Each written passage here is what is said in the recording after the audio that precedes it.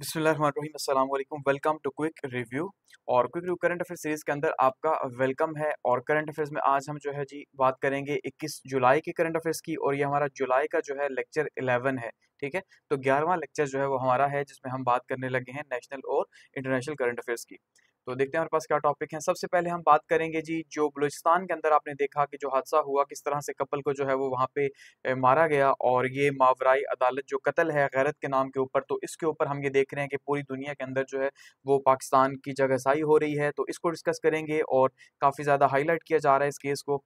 दूसरा हम बात करेंगे इस्लामाबाद हाई कोर्ट जो है वो अब उसने नोटिस जारी किए हैं पीएम शहबाज शरीफ साहब को और कैबिनेट मिनिस्टर्स को कि भाई आपने आफिया सिद्दीकी का जो केस है अभी तक उसके लिए कोई भी रिपोर्ट सबमिट नहीं करवाई। इसको डिस्कस करेंगे। नेक्स्ट हमारा है जी इसाक डार साहब जो हैं वो इस टाइम पे न्यूयॉर्क पहुंच चुके हैं। एक हाई लेवल की यूनाइटेड नेशन की जो सिक्योरिटी काउंसिल है उसकी मीटिंग जो है उसको अटेंड करेंगे। और साथ में ये कहा जा रहा है भाई कि वो मार्को रूबियो से भी जो है वो मुलाकात करेंगे, यानी कि यूएस के जो ऑफिशियल्स हैं उनसे भी उनकी मुलाकात होगी।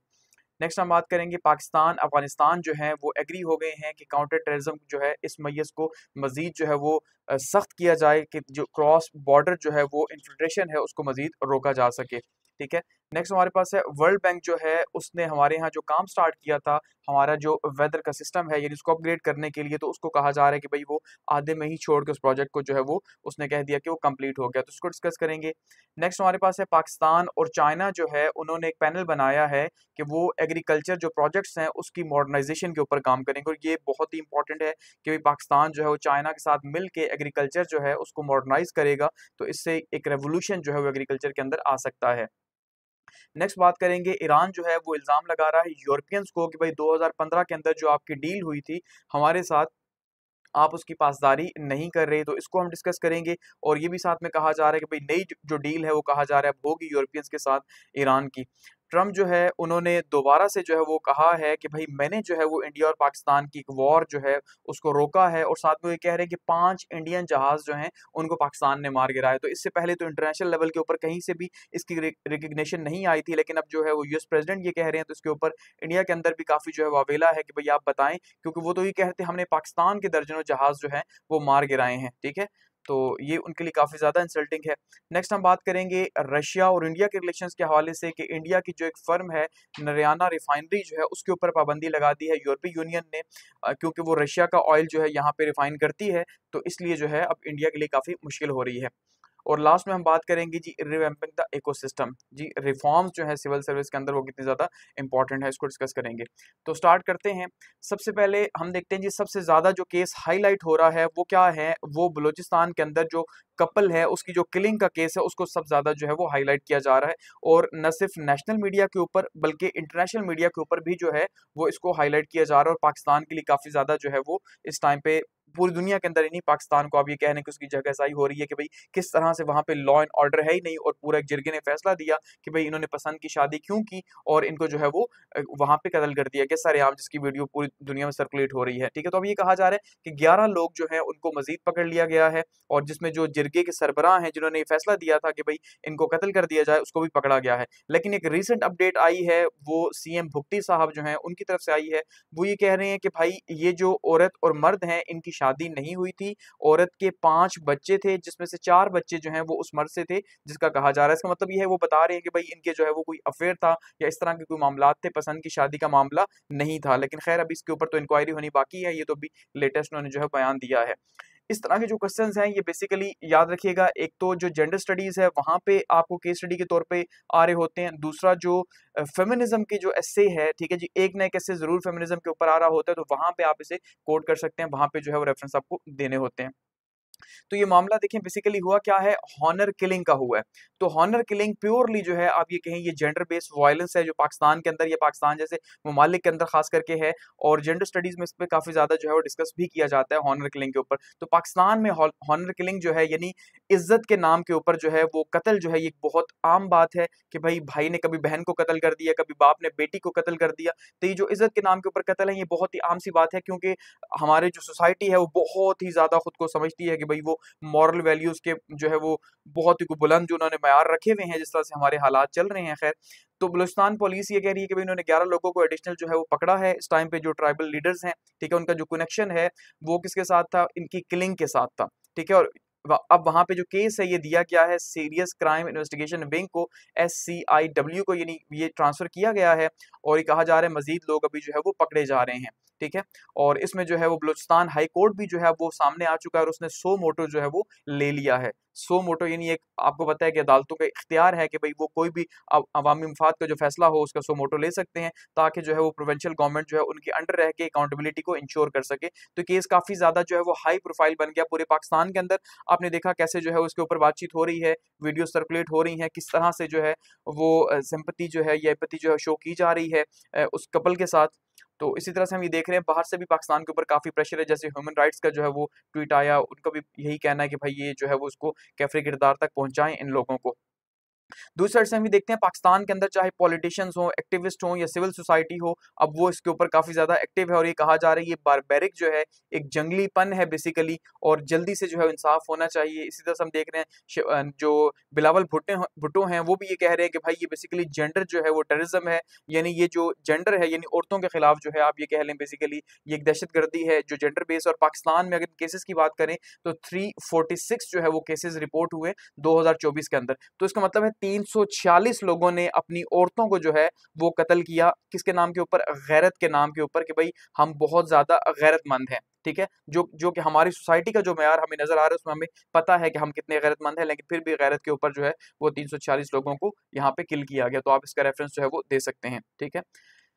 आगे बढ़ते हैं, आफिया सिद्दीकी का केस जो है वो आपको पता है इस्लामाबाद हाई कोर्ट के अंदर जो है ये चल रहा है, और इस्लामाबाद हाई कोर्ट जो है वो कोशिश कर रहा है, यानी अदालतें ये कोशिश कर रही हैं कि किसी तरह से जो है इंसाफ दिलवाया जाए, क्योंकि आपको पता है सेनेटर मुश्ताक जो हैं और साथ में जो इनकी बहन है फौजिया सिद्दीकी, वो ये केस लेके गई हुई हैं कि हुकूमत जो है उसको मजबूर किया जाए जी कि वो अमरीका से हवालगी का मुतालबा करें डॉक्टर आफिया सिद्दीकी की। तो आफिया सिद्दीकी केस के अंदर अगर हम बात करें तो अभी इस्लामाबाद हाई कोर्ट जो है उसने कॉन्टेम्प्ट जो है, उसने जो है तौहीन का यानी कि नोटिस जारी किया है PM शहबाज शरीफ साहब को, और साथ में जो है वो फेडरल कैबिनेट के मेंबर्स को, कि भाई आपने अभी तक कुछ भी नहीं किया, आपने कोई रिपोर्ट सबमिट नहीं करवाई कि क्या आपने अमेरिका से जो है वो आफिया की बात की है या नहीं की, तो इसलिए जो है वो आप पेश हों। तो ये कंटेम्प्ट का नोटिस जो है वो आज इशू हुआ है इस्लामाबाद हाई कोर्ट से प्राइम मिनिस्टर शहबाज शरीफ और फेडरल गवर्नमेंट के खिलाफ को। क्या होना क्या है, खैर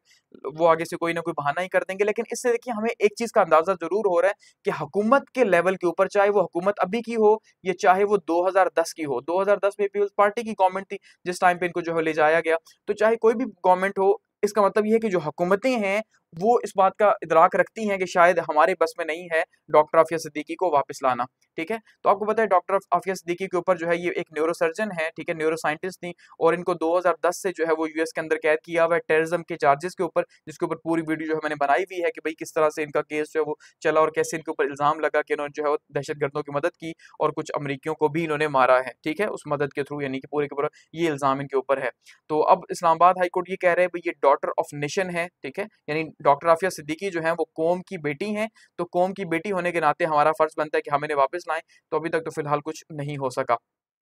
नेक्स्ट बात करते हैं जी, इसाक डार साहब जो है वो अमेरिका में मौजूद हैं, ठीक है, अमेरिका वो पहुंचे हैं। तो जो फॉरेन मिनिस्टर हैं इसाक डार साहब वो न्यूयॉर्क में हैं और वो वहां पे अटेंड करेंगे एक हाई लेवल की यूनाइटेड नेशन की सिक्योरिटी काउंसिल का इवेंट, ठीक है। इसके साथ साथ वो वहां पे पैलेस्टीनियन जो कॉन्फ्रेंस है उसको भी वहां पे उसमें भी अटेंड होंगे, और साथ में जो है वो मार्को रोबियो से भी जो है वो मुलाकात होगी उनकी सेक्रेटरी ऑफ स्टेट से, ठीक है। तो फॉरेन मिनिस्टर साहब जो है ये फॉरेन मिनिस्टर भी हैं आपको पता है, ठीक है, और साथ में जो है डिप्टी प्राइम मिनिस्टर भी हैं, पाकिस्तान के पहले डिप्टी प्राइम मिनिस्टर आप इन्हें कह लें। तो इसाक डार साहब जो है वो न्यूयॉर्क पहुंचे हैं जो पीर को, और वहां पे हाई लेवल की इनकी मुलाकात होगी। अब आपको पता है पाकिस्तान जो है जुलाई में उसकी प्रेसिडेंसी है यूनाइटेड नेशन की सिक्योरिटी काउंसिल की, तो वहां पे जो है ये उसको एक तरह से अटेंड करेंगे वहां पे, ठीक है, की इवेंट्स जो है। इसके साथ साथ जो कॉन्फ्रेंस है पैलेस्टाइन के ऊपर उसको भी सऊदी अरब और फ्रांस के साथ ये को होस्ट कर रहा है पाकिस्तान, ठीक है, जो कि वहां की पीस प्रोसेस को लेके वहां पे हो रही है। आपने देखा अभी जो है सीज फायर की बातें भी हो रही हैं 2 हफ्ते से, लेकिन फिलहाल तक कुछ भी नहीं हुआ, क्योंकि अमेरिका तो प्रेशराइज कर रहा है, लेकिन जो है आपको पता है कि भाई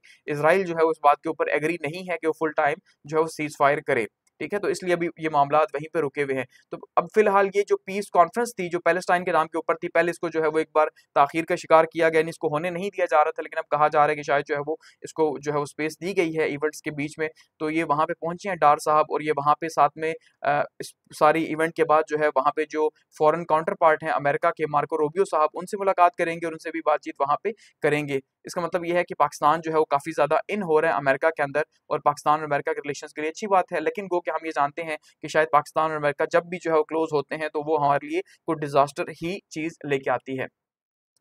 आगे बढ़ते हैं। Pakistan Afghanistan agrees to step up counter terrorism measures. ठीक है कि पाकिस्तान और अफगानिस्तान भी हम ये देख रहे हैं कि इनके ताल्लुकात भी जो है वो पिछले कुछ दिनों से जो है काफ़ी ज़्यादा बहस में आ रहे हैं। बार बार जो हम ये देख रहे हैं पाकिस्तान और अफगानिस्तान की बातचीत हो रही है कि किस तरह से जो है पहले फॉरेन मिनिस्टर साहब वहाँ पे गए, फिर जो है वो चाइना के थ्रू बातचीत हुई, फिर हमने देखा कि अब दोबारा से जो है वो मोहसिन नकवी वहाँ पे पहुंचे हैं। तो पाकिस्तान और अफगानिस्तान जो है शायद इनके बीच में अब हम ये कह सकते हैं कि बर्फ पिघल रही है। और देखिए पाकिस्तान का इतना बड़ा बॉर्डर है, 2250 किलोमीटर का ऑलमोस्ट ये बॉर्डर है, ड्यूरेट लाइन जो है। तो इस इतने बड़े बॉर्डर को प्रोटेक्ट करना ये पॉसिबल बिल्कुल भी नहीं है, याद रखिएगा। पाकिस्तान को बहुत ज़्यादा आप ये कह लें कि इतना ज़्यादा बजट तो वैसे भी आपको पता है मिलिट्री का है, लेकिन इतना ज़्यादा फिर भी नहीं है कि वो इतने बड़े बॉर्डर को जो है वो कंट्रोल कर सके, इतने बड़े बॉर्डर के ऊपर जो है कहीं से भी दहशतगर्दी जो है वो ना हो, ये पॉसिबल नहीं है। अब ये जो बलोचिस्तान की साइड पे एरिया है, यहाँ पे बीएलए जो है वो घुसता है। ठीक है, यहाँ का जो एरिया है ये टीटीपी यहाँ से घुसता है। ठीक है, तो इनको रोकना इतना ज़्यादा आसान नहीं है जब तक कि गवर्नमेंट की विल नहीं होगी। तो यहाँ पे तो हम वैसे ही बार बार कह रहे हैं अफगानिस्तान के अंदर जो है वो टीटीपी को छतरी हासिल है, यानी उनको जो है वो काबुल के अंदर से सरपरस्ती हासिल है। जैसे पहले उन्हें पाकिस्तान के अंदर से सरपरस्ती हासिल थी तो यहाँ से वहां जाते, और अमेरिका तक इन्हें यानी नेटो पावर्स इन्हें नहीं रोक सकी। ठीक है, क्योंकि जब तक पाकिस्तान ने नहीं रोकना चाहा वो नहीं रोक सकी। इसी तरह से अब काबुल जब तक नहीं रोकना चाहेगा तब तक ये नहीं रुक सकेगा, ये बात क्लियर है। जबकि आप देख रहे हैं बलूचिस्तान के अंदर क्या हालात है, हर दूसरे दिन जो है वो एक बस को पकड़ के वहां पे कुछ लोगों को शहीद कर दिया जाता है कि भाई तुम पंजाबी हो। ठीक है, तो नफरत इस लेवल पे बढ़ रही है, वो ये चाहते हैं कि कोई पंजाबी भी बलूचिस्तान के अंदर ट्रेवल ना करे, वहां पे सिर्फ बलोची ही हों, और यही जो है अलहदगी का इनका स्टेप है। तो खैर अब पाकिस्तान और अफगानिस्तान जो है इन्होंने एग्री किया इस बात के ऊपर कि भाई हम जो है वो जॉइंट एफर्ट्स के थ्रू जो है वो टेररिज्म जो है इसको कॉम्बैट करेंगे, और क्रॉस बॉर्डर जो इन्फिल्ट्रेशन है, ठीक है, जो बैठिए हैं एक साइड से दूसरी साइड, दूसरी साइड से दूसरी साइड आते हैं, और ये जो बैंड मिलिटेंट ग्रुप्स हैं, बेसिकली तहरीक तालिबान पाकिस्तान की बात हो रही है या साथ में बीएलए, तो इनके ऊपर बातचीत की गई। और मोहसिन नकवी साहब जो है उन्होंने इंटीरियर मिनिस्टर जो हैं हक्कानी साहब जो हैं काबुल के अंदर से मुलाकात की है। ठीक है, सिराजुद्दीन हक्कानी जो कि खुद मोस्ट वांटेड रहे हैं, और सबसे ज़्यादा जो है आप ये कहें बॉर्डर के ऊपर जो दहशतगर्दी है वो उन्हीं के टाइम पे ही पाकिस्तान या हमारे अफगानिस्तान के अंदर होती रही है, जबकि अमेरिका यहाँ पे मौजूद था। लेकिन अब हम देख रहे हैं कि किस तरह से नॉन स्टेट एक्टर्स जो है वो अब स्टेट एक्टर्स बन चुके हैं, तो हालात मुख्तलिफ हो चुके हैं। तो बॉर्डर सिक्योरिटी के हवाले से यहाँ पे बात की गई, इसी तरह से जो है वो ट्रैफिकिंग के ऊपर बात की गई, ड्रग्स के ऊपर। ठीक है, और ये कहा गया कि हम मजीद जो है वो बॉर्डर मूवमेंट्स को स्ट्रिक्ट करेंगे और रेगुलेट करेंगे, और वो अफगान सिटीजन जो यहाँ मौजूद हैं उनके हवाले से बातचीत की गई कि उनको मजीद किस तरह से यहाँ से वापस भेजा जाए कि अफगानिस्तान के ऊपर भी जो है वो बर्डन ना बने। ठीक है, तो ये अच्छी बात है कि पाकिस्तान और अफगानिस्तान जब मिल के जो है वो आगे बढ़ेंगे तो तब भी हम ये कह सकते हैं कि शायद हमारे ये बॉर्डर सेव हो सकते हैं। अदरवाइज ये बहुत मुश्किल है कि हम सिक्योरिटी अपनी जो है वो बेहतर कर सकें, क्योंकि हमारी सिक्योरिटी का सबसे बड़ा थ्रेट जो है वो है ही अब टीटीपी और बीएलए। ठीक है, तो टीटीपी जो है वो बेसिकली अफगानिस्तान के अंदर से ही ऑपरेट कर रही है। अगर हम बीएलए के खिलाफ ऑपरेशन करते हैं और इसको जो है वो हम खत्म करते भी हैं तो टीटीपी जो है वो इतना आसान टारगेट नहीं होगा। नेक्स्ट आगे बढ़ते हैं जी। पीएम शहबाज शरीफ जो है उन्होंने लॉन्च किया है digital system for licensing registering medical services. तो ये एक रेवोल्यूशनरी स्टेप है और इसका हमें क्रेडिट देना चाहिए, क्योंकि हम गवर्नमेंट को तो नहीं देंगे, जाहिर बात है जो पीछे सिस्टम बैठा हुआ है मेडिकल का उसको हम देंगे, लेकिन ये है कि बहुत अच्छा स्टेप है कि जिसमें हम ये देख रहे हैं कि मेडिकल की जो डिवाइसेज हैं उनके जो लाइसेंसिंग है, उनकी जो रजिस्ट्रेशन है, इसके ऊपर काफी ज्यादा क्वेश्चन उठते थे और ये काफी कॉम्प्लेक्स प्रोसेस था और आउट ऑफ डेट, यानी आप ये कह लें कि आउटडेटेड एक सिस्टम रखा हुआ था कि जिसके थ्रू जो है वो चीज़ों का एक तो लंबा प्रोसेस, ऊपर से वो चीज़ें भी खराब पड़ी पड़ी जो है वो जब तक लाइसेंस नहीं मिल रहा आपको, तो अब वो चीज़ें डिजिटल जो है वो की जा रही हैं, ये एक अच्छा स्टेप है। तो आज के दिन में जो है ये डिजिटल सिस्टम को लॉन्च किया गया है, शहबाज शरीफ साहब की तरफ से यानी उन्हें बुलाया गया। तो ये अब इससे होगा, ये बेसिकली ये जो ड्रैप है यानी Pakistan regulatory drug regulatory authority जो पाकिस्तान की है, वो ये कह रही है कि भाई ये बहुत ही ज़बरदस्त एक सिस्टम है, जो पुराना जो सिस्टम था उससे बहुत ज़्यादा है। ये जो है बेसिकली जो है वो एफिशिएंसी को बढ़ाएगा और इससे बहुत ज़्यादा बेहतरी आएगी हेल्थ सर्विसेज के अंदर, और एक रेवोल्यूशनरी स्टेप जो है वो इसे कहा जा रहा है। ठीक है, तो हकीकत में अपने आप में ये अच्छी चीज़ है। यहाँ पे पीटीवी की तरफ से एक ट्वीट भी आया हुआ है कि वज़ीर-ए-आज़म मोहम्मद शहबाज शरीफ साहब ने जो है तब भी आलात की लाइसेंसिंग और रजिस्ट्रेशन के डिजिटल निज़ाम को का इफ्तिताह कर दिया, तब भी शोबा में इनकलाब लाना मुश्किल ज़रूर लेकिन नामुमकिन नहीं। ठीक है, तो मुल्क की तकदीर बदलने के लिए सबको मिलकर किरदार अदा करना होगा, तो एक बड़ा अच्छा ट्वीट किया गया है, लेकिन ये काम बहुत अच्छा है। हम ये कह सकते हैं कि भाई अब हमारे यहाँ जो है वो लाइसेंसिंग और रजिस्ट्रेशन जो है वो मेडिकल डिवाइसेस की वो डिजिटल सिस्टम के थ्रू होगी। आगे बढ़ते हैं और वो क्या है जी, हमारे पास नेक्स्ट न्यूज़ है। वर्ल्ड बैंक जो है उसका जो प्रोजेक्ट है वो एंड हो गया यहाँ पे रेडार्स और वेदर स्टेशन स्क्रैप्स के साथ, ठीक है। अब बेसिकली वर्ल्ड बैंक यहाँ पे एक प्रोजेक्ट कर रहा था जो कि 2018 के अंदर जो है मंजूर हुआ था और 2 बार जो है वो इसको रीस्ट्रक्चर किया गया, ठीक है। 2020 के अंदर और 2023 के अंदर कहा जा रहा है इसको भाई रीस्ट्रक्चर किया गया। अब बेसिकली ये प्रोजेक्ट क्या था कि पाकिस्तान जो है उसको, अब आपको पता है क्लाइमेट चेंज के ज़्यादा से ज़्यादा इक्विपमेंट्स की ज़रूरत है और वो भी बहुत ज़्यादा लेटेस्ट की ज़रूरत है। क्यों? कि जो हालात हैं हमारे मौसमी हालात की, किसी भी टाइम पे बारिश आ जाए तो हमें पहले से ऐसे सिस्टम्स हमारे पास होने चाहिए जो हमें बता सकें कि भाई कब जो है वो हालात ख़राब हो रहे हैं और कब क्या हो रहा है। तो वर्ल्ड बैंक ने 188 मिलियन डॉलर जो है वो हमारे लिए एक बजट रखा हुआ था क्लाइमेट सर्विसेज को लेके कि भाई किस तरह से पाकिस्तान के क्लाइमेट सिस्टम को मॉडर्नाइज करना है या आप ये कह लें अपग्रेड करना है, ठीक है, जिससे ये वेदर सैटेलाइट्स वगैरह ये पूरा सिस्टम जो है उसको अपग्रेड करना था। लेकिन अब ये न्यूज़ आ रही है कि उसको कंक्लूड कर दिया गया, ख़त्म कर दिया गया, अपनी मुद्दत के अंदर ही ख़त्म किया गया है, ठीक है, जिसको 2018 के अंदर स्टार्ट किया गया था। फिर इसको 2 बार जो है वो रिकंस्ट्रक्ट किया गया, एक बार 2020 में, एक बार 2023 में, यानी इसके अंदर कुछ प्रॉब्लम्स आए। तो अब उसमें बजट इसका कम हो गया, 168 मिलियन अभी तक जो है इसके ऊपर पैसे लगाए गए हैं और उसका जो रीज़न बताया जा रहा है वो कहा जा रहा है जी डॉलर के रेट की फ्लक्चुएशन की वजह से जो है वो रेट कम हो गया था, 188 ही, ठीक है, लेकिन अब 168 मिलियन लगाया गया जिस वजह से जो है फिर वो जो इक्विपमेंट्स वगैरह जो लाने थे, वो जो मज़ीद उसको अपडेट करना था वो नहीं हो सका, ठीक है। तो इसका मतलब ये है कि उन्होंने, वर्ल्ड बैंक जो है वो भी अपने जो है वो प्रोजेक्ट्स अधूरे छोड़ के जो है वो जा रहा है। तो ये पाकिस्तान को इसके ऊपर ज़रूर आवाज़ उठानी चाहिए कि भाई पाकिस्तान जैसा मुल्क जो है और क्लाइमेट चेंज का ज़ाहिर बात है हिस्सा है, यूएन का हिस्सा है पाकिस्तान जो है, तो पाकिस्तान को तो ऐसे आपको नहीं करना चाहिए, आपको जो है पैसे देने चाहिए ताकि हम अपने सिस्टम को अपग्रेड कर सकें, ठीक है। तो आप इसको कोट कर सकते हैं क्लाइमेट चेंज के अंदर कि इंटरनेशनली हमें सपोर्ट नहीं मिल रही, वर्ल्ड बैंक भी जो है प्रोजेक्ट कंप्लीट नहीं कर रहा जिसे उसने कमिटमेंट की थी। आगे बढ़ते हैं, बात करते हैं Pakistan China to form panel for agriculture projects. ये एक बहुत रेवोल्यूशनरी जो है वो स्टेप है जी, हम ये देख रहे हैं। और वो क्या है कि आपने देखा कि पिछले कुछ टाइम से कहा जा रहा था कि हम एग्रीकल्चर को जो है वो रेवोल्यूशनराइज करेंगे, क्योंकि पाकिस्तान की जो 65% इकोनॉमी है वो ज़राअत बेस है, वो एग्रीकल्चर के ऊपर है। और जब भी आप एग्रीकल्चर को स्टडी करते हैं तो आपसे ये जब कहा जाता है, क्वेश्चन किया जाता है कि पाकिस्तान में ज़राअत की जो बदहाली है, ठीक है, या हम एक एग्रीकल्चर इकोनॉमी होते हुए फिर भी हम हर चीज़ तकरीबन जो है बाहर से इंपोर्ट कर रहे होते हैं, तो वो क्यों कर रहे होते हैं, ठीक है। तो उसमें हम ये कहते हैं कि भाई हमारे पास आउटडेटेड सिस्टम है, ठीक है, यानी हमारे पास पुराने इक्विपमेंट्स हैं, पुरानी मशीनरी है, पुराने तरीके हैं, तालीम पुरानी है, यानी कोई एजुकेशन के अंदर रेवोल्यूशन नहीं, कोई इनोवेशन नहीं, कोई नई चीज़ नहीं है, यानी सब पुराना तरीका है, जिस वजह से हम जो है वो आज भी एग्रीकल्चर के अंदर पीछे हैं, जबकि दुनिया एग्रीकल्चर में बहुत ज़्यादा मॉडर्न हो चुकी है और कहाँ से कहाँ जा चुकी है। तो उसमें जो है कहा जा रहा है जी चाइना और पाकिस्तान जो है इस्टेब्लिश करेंगे एक जॉइंट कमेटी एग्रीकल्चर कोऑपरेशन के ऊपर, और चाइना जो है उस बात के ऊपर एग्री हो गया। इस्लामाबाद के अंदर बेसिकली जो है ये कॉन्फ्रेंस हुई है और जिसमें जो है वो ये कहा गया कि भाई अब ऐसे तरीके से, यानी पाकिस्तान कोशिश कर रहा है कि high yield cotton seeds development के ऊपर काम किया जाए, ठीक है, वाटर सेविंग इरिगेशन टेक्निक्स के ऊपर काम किया जाए। ये पाकिस्तान की बहुत ज़्यादा ज़रूरत है, ज़ाहिर बात है दोनों ही ज़रूरत है। एक तो कॉटन, आप देखें पाकिस्तान जो है वो दुनिया के उन ममालिक में जहाँ पे कॉटन सबसे ज़्यादा पैदा होती है, फिर भी अनफॉर्चुनेटली हम अपनी ज़रूरत की अच्छी कॉटन जो है वो बाहर से इम्पोर्ट कर रहे होते हैं। तो इससे ज़्यादा और हमारी बदहाली क्या होगी एग्रीकल्चर सेक्टर के अंदर, ठीक है। इसी तरह से हमारे यहाँ पानी की अब जैसे कमी हो रही है तो उसके के तौर पे हमें वो टेक्निक्स चाहिए जो कि कम पानी के थ्रू इस्तेमाल हो सके, मॉडर्न फार्मिंग टेक्निक्स हमें चाहिए, ठीक है, जदीद खेती बाड़ी हमें चाहिए। तो उसके लिए कहा जा रहा है कि भाई अब हम जो है वो चाइना के साथ मिलकर काम करेंगे ताकि हमारी जो डिक्लाइन हो रही है कॉटन यील्ड की, इसको बढ़ाया जा सके और आउटडेटेड जो फार्मिंग मेथड्स हैं, जो पुराने तरीके की जो है वो हल है और या जो ट्रैक्टर है उसको ख़त्म किया जा सके और आगे बढ़ के जो है वो एग्रीकल्चर को मॉडर्नाइज किया जा सके। तो इस हवाले से जो है पाकिस्तान जो है वो चाइना के साथ मिलकर काम करेगा और जहाँ पे टेक्नोलॉजी ट्रांसफर होगी और रूरल डेवलपमेंट के ऊपर काम होगा, तो एक अच्छा स्टेप है, हम ये कह सकते हैं, एग्रीकल्चर के अंदर, ठीक है।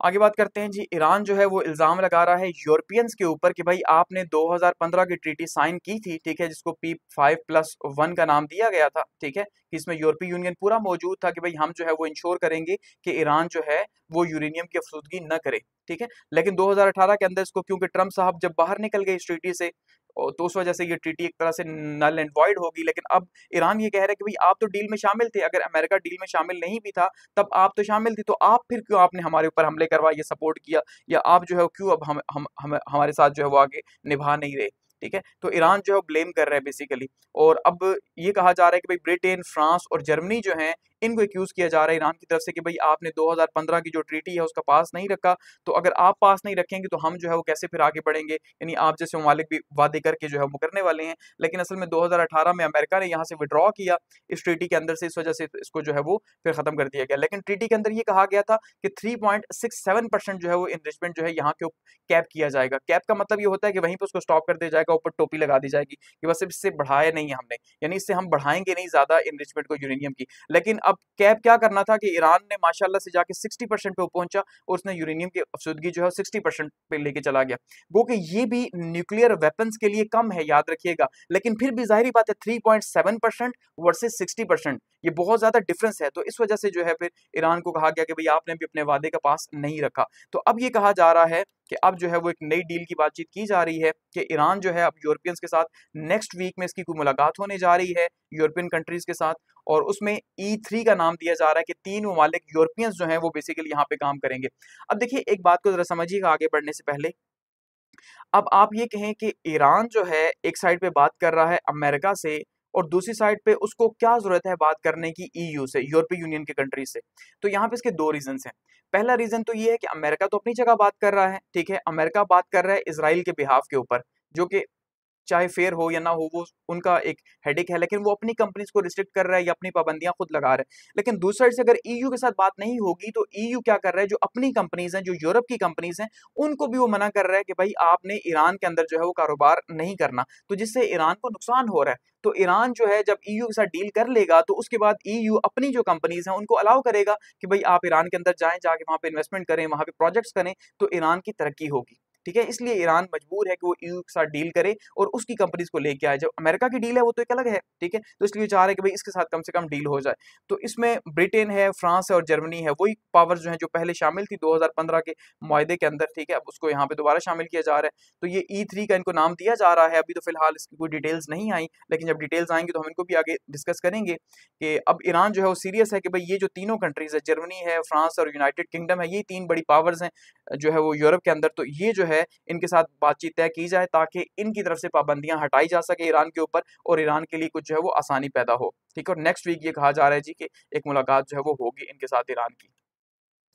नेक्स्ट बात करते हैं ट्रम्प साहब की। तो ट्रम्प साहब जब बोलते हैं तो वो जैसे कहा जाता है कि जब बोलते हैं तो कुछ ना कुछ बुरा ही बोलते हैं बेसिकली। तो अब ट्रम्प साहब ने क्या किया जी, वो कह रहे हैं 5 जेट्स जो हैं वो शॉट डाउन हुए हैं इंडिया और पाकिस्तान के कॉन्फ्लिक्ट के अंदर। इसका मतलब ये है कि उन्होंने पाकिस्तान की जो बात थी, यानी पाकिस्तान ने पहले कहा था कि 6-1 जो है ना या 6-0 का, पाकिस्तान ने कहा कि 6 जहाज हमने गिराए हैं, जबकि इंडिया ने कहा था कि हमने इनके दर्जनों गिराए हैं, ठीक है, अ फ्यू गिरा दिए हमने भाई, कि हमने काफी ज्यादा इनके जो है वो गिरा दिए हैं। तो उसके ऊपर उनका मीडिया झूठ भी बोलता रहा, सब कुछ कहता रहा। तो हमने देखा दो चीजों के ऊपर अब जो है वो इंडिया काफी ज्यादा जो है उसकी बेइज्जती हो रही है। एक तो इस बात को लेके हो रही है डिसरिस्पेक्ट उसकी कि भाई बार बार ट्रम्प साहब ये कह रहे हैं कि मैंने जो है वो सीज फायर करवाया, जबकि हमने देखा कि मोदी की जो ट्रम्प को कॉल थी 1 महीना पहले की, उसमें मोदी ने ट्रम्प को क्लियर किया था कि भाई आपके कहने के ऊपर मैंने जो है वो सीज फायर नहीं किया, क्योंकि मोदी के ऊपर बहुत ज्यादा प्रेशर है अपोजिशन का,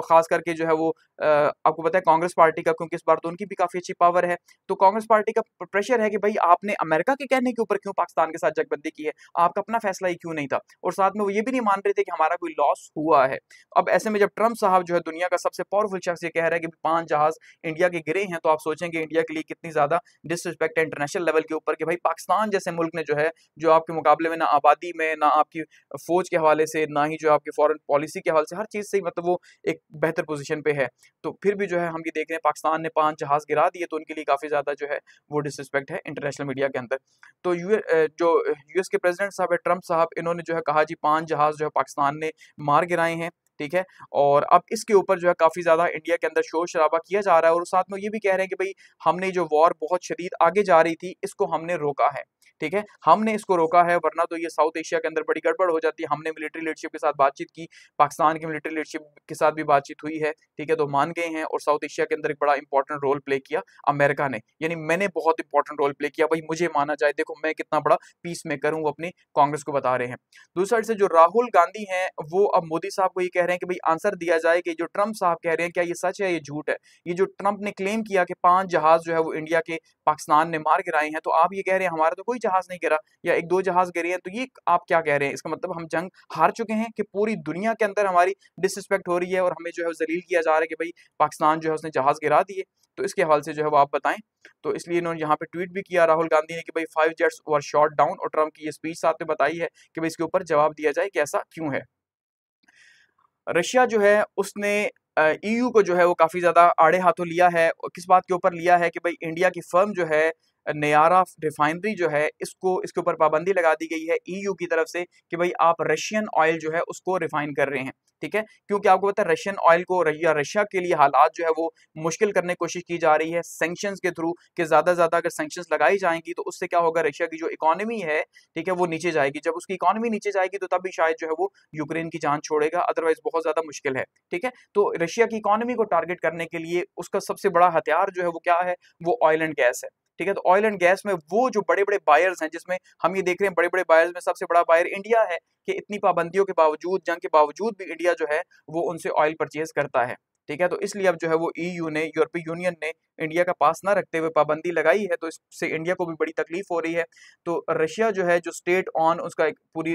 फर्म है, ठीक है जी, और रोसनेफ्ट के नाम से, इसने जो है स्ट्रांगली क्रिटिसाइज किया कि भाई ईयू जो है वो अब टारगेट कर रहा है इंडिया को हमारे नाम के ऊपर। वो ये कह रहे हैं भाई ये अनजस्टिफाइड है और इलीगल है इंटरनेशनली, कि आप जो है वो एक प्राइवेट फर्म को, यानी कि आप ये कह रहे हो कि आप ऐसा कर रहे हो, हालांकि वो उसका रशिया से कोई ताल्लुक नहीं है, रशियन गवर्नमेंट से कोई ताल्लुक नहीं है। ठीक है, तो ये कहा जा रहा है कि भाई जो ईयू है उसने 18th सैंक्शन पैक जो है ये तैयार किया है, यानी 18वीं दफा उसने एक पैक तैयार किया, और हर दफा वो कुछ ना कुछ चीजों के ऊपर पाबंदी लगाता है। तो इस बार जो उसने लगाई है वो नयारा जो फर्म है, जो बेसिकली कहा जा रहा है पार्शली जो है वो रशियन फर्म ऑन कर रही है, 49% शेयर जो है वो रशिया के हैं, बाकी जो है वो इसको इंडिया खुद मैनेज कर रहा है, या इंडिया के अंदर प्राइवेट जो है वो एम्पायर मैनेज कर रही है खास करके इसको। ठीक है, और रिलायंस ग्रुप का नाम आ रहा है कि रिलायंस इंडस्ट्रीज जो है वो इसको इंडिया के अंदर मैनेज कर रही हैं, तो उनके ऊपर पाबंदी लगा दी है कि भाई वो रशियन ऑयल क्यों ले रहे हैं। तो ये अब इंडिया के लिए भी अच्छी खबर नहीं है, क्योंकि जाहिर बात है इंडिया इससे बहुत बड़ी जो है वो तादाद के अंदर ही तकरीबन 4 लाख बैरल पर डे जो है वो इससे रिफाइंड पेट्रोलियम हासिल करता है। तो आप अंदाजा करें अब ये वो कहाँ से पूरा करेगा, और जब वो किसी और मुल्क की तरफ जाएगा, जैसे सऊदी अरब की तरफ जाता है या यूएई की तरफ जाता है, तो बहुत ज्यादा कॉस्टली पड़ेगा उसे। ठीक है, यानी सऊदी अरब या यूएई वगैरह से या कतर वगैरह से जब वो लेगा तो ये उसे बहुत कॉस्टली पड़ेगा। रशियन ऑयल तो सैंक्शंस की वजह से सस्ता है, जिसे पाकिस्तान भी प्लान कर रहा था कि हम भी लेंगे। ठीक है, तो खैर अब इंडिया के ऊपर पाबंदी है तो हम तो सोचे भी ना इसको लेने का। तो ये हालात जो है इंटरनेशनली चल रहे हैं। तो ये हमारे पास आज के करंट अफेयर्स थे। थैंक्स फॉर वॉचिंग, और फीडबैक के लिए कमेंट सेक्शन मौजूद है, वहाँ पे आप जरूर फीडबैक दिया करें।